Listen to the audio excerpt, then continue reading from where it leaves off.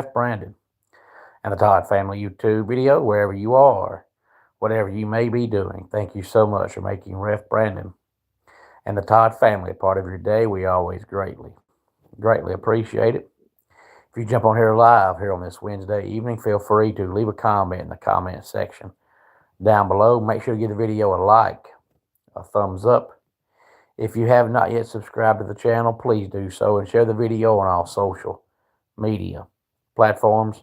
Since it is a Wednesday night, it's time for this week's weekly top 10 countdown. And I actually just saw this top 10 countdown about 7 o'clock this evening, so it's pretty fresh, at least in my mind anyway. Good evening, Kevron. Glad to have you here, as always, and it's always a good day to be a Clemson Tiger fan. But this is the Hey There, Chase. Glad to have you here. Top 10 most popular, most well-known, whatever phrase you want to use, wrestling companies of all time. Hey there, Marcus. Glad to have you here. And I found it on the social media page called Wrestling Lovers. Of course, it comes from wrestling people, not just some random post made by, some nobody. It's actually all wrestling fans. So it's the top 10 most popular, most established, most well-known, ever how you want to say it.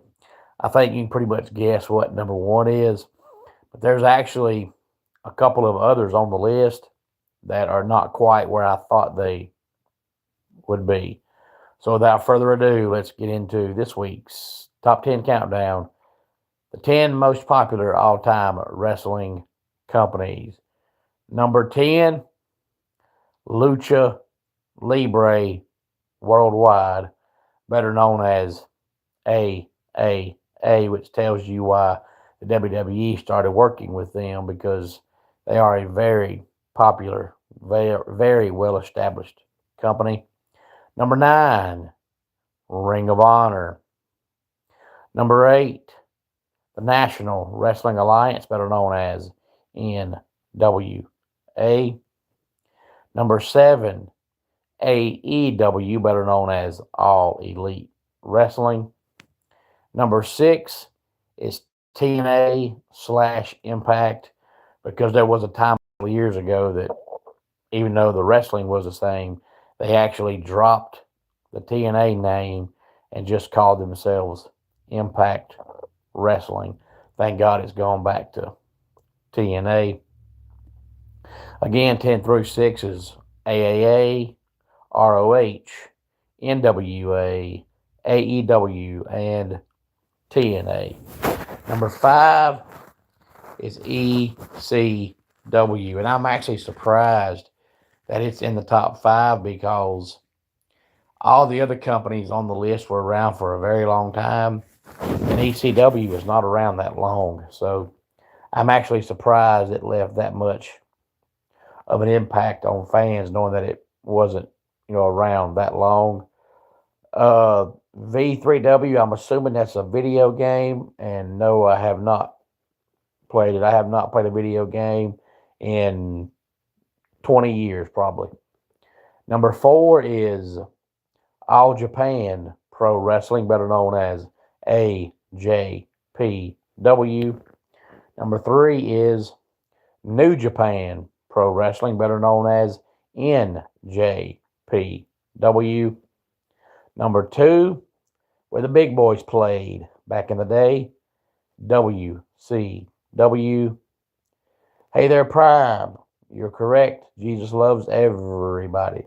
Number 1, of course, obviously, the WWE, with the global phenomenon that it is. I was just surprised that ECW was number 5, and I was surprised that AEW was number 7. Hey there, Jacob.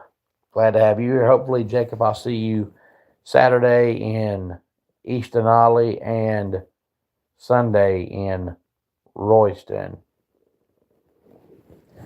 Marcus, 99 greatest quarterbacks, I'd like to know what website or article or writer or whoever you saw it from, because I have talked about before, you know, the top 10 quarterbacks of all time, but it was, my personal countdown, my personal list, not from a writer.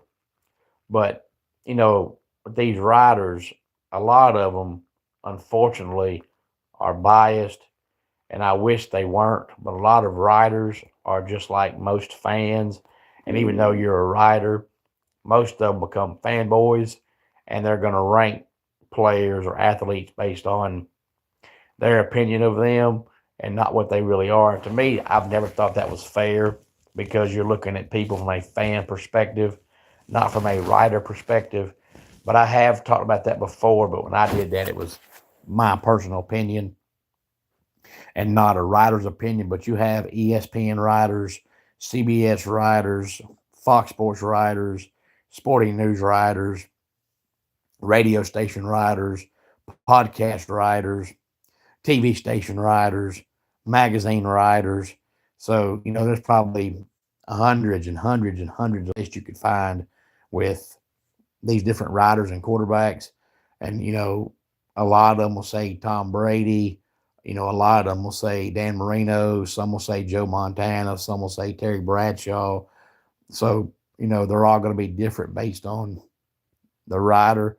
But I've talked about that before, Marcus, how I personally have never thought that any comparison to players, in my opinion, in any sport is not accurate and not fair, because all sports change over time. And there's a lot of athletes today that couldn't have played 20 years ago, 30 years ago. There's a lot of athletes from 25, 30 years ago that couldn't play today. So that's why I always hate the whole let's compare LeBron to MJ article, because they didn't play together. They're never going to play together.